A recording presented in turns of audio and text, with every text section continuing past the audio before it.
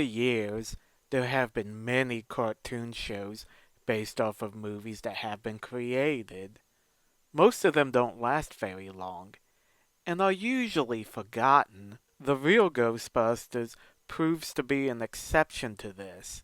This cartoon lasted from 1986 to 1991 and made a grand total of 140 episodes. It's considered one of the best 80s cartoons ever made. Heck, it's considered one of the best cartoons ever made. Part of what makes the real Ghostbusters so great is the fact that Ivan Reitman, the director of the first two movies, served as a consultant for this show. Michael C. Gross, who served as an associate producer of the first movie and designer of the iconic No Ghost logo, would serve as an executive producer. The show also had a ton of great writers. There's Richard Mueller, who wrote the novelization of the first movie, Michael Reeves, who's written some of the best cartoons ever made, like Batman the Animated Series. And then there's J. Michael Straczynski, who went on to create the sci-fi series Babylon 5. Straczynski would also serve as a story editor for the show. He was so dedicated to getting the characters right that he watched the first movie multiple times just to get a feel of who they are, as well as get the tone of the show just right. It had been decided early on that the characters wouldn't look like the actors from the movie. This was done to avoid paying them for their likeness. This is why Egon's a blonde and Ray's a redhead. The Ghostbusters were also given different color uniforms, similar to how the Ninja Turtles were given different color masks. The cast included Lorenzo Music as Peter Venkman, Frank Welker as Ray Stantz and Slimer, Maurice LaMarche as Egon Spangler, and Arsenio Hall as Winston Zedmore. Ernie Hudson did audition for the role of Winston, but lost out. He was the only actor from the movie to try out. Laura Summer would voice Janine Melnitz. Although the voice actors were told not to try to sound like the actors from the movie, Maurice LaMarche has admitted over the years that his Egon voice was an impression of Harold Ramis. Although the characters don't look, or for the most part sound like the actors from the movie, their personalities were kept intact. In fact, the show explores their backstories and outside interests a little more than the movie did. It was also on the show that we learned that Winston used to be a construction worker. We also learned that he's an avid reader. His favorite genre is mystery. We even get to meet his dad. We also meet Egon's uncle, Peter's dad, and Ray's aunt.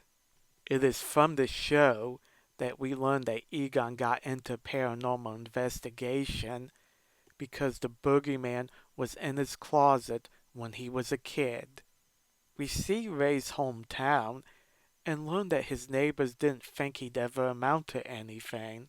Then there's Peter. We learn that his dad was often away during Christmas, which is why Peter hated Christmas for a time.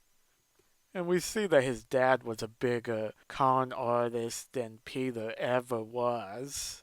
You could tell Peter cares about his father, even if he finds his con artist nature annoying.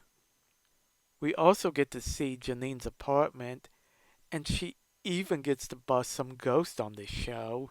The real Ghostbusters does an incredible job at introducing new ghosts and monsters for the Ghostbusters to face.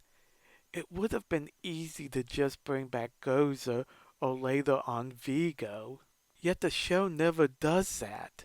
Gozer is mentioned a lot, and Vigo was mentioned at least once. But the show created its own bad guys. Many have gone on to be just as iconic as Gozer and Vigo. Ghosts like Samhain, the Boogeyman, and the Grundle are just a few examples. Now it's time to address the title of the show. Why is it called The Real Ghostbusters? For those of you who don't know, Filmation, the studio that made the original He-Man show, made a live-action show called The Ghostbusters back in 1975. It's basically a silly kids show with a gorilla. Although it had largely been forgotten by the time the first movie came out, Columbia still had to get their permission to use the title Ghostbusters.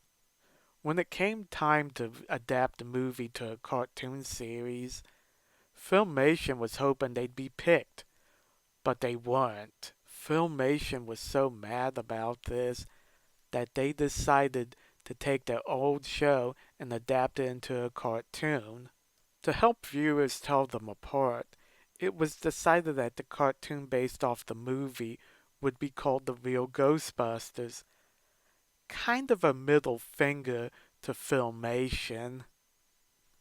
The Real Ghostbusters felt like the big kids cartoon. Filmation's Ghostbusters just felt way too kiddie. This is why the former is a beloved cartoon from the 80s, while the latter is known as the one with the ape. Even though the show was doing well, some changes arrived. Bill Murray had complained about how Peter sounded too much like Garfield, so it was decided to replace Lorenzo music with Full House star Dave Coulier, who tried to sound closer to Bill Murray. This complaint of Bill Murray's would prove to be ironic, since he would later voice Garfield in the live-action movies. Other changes were suggested by a firm called Q5, who were hired by ABC.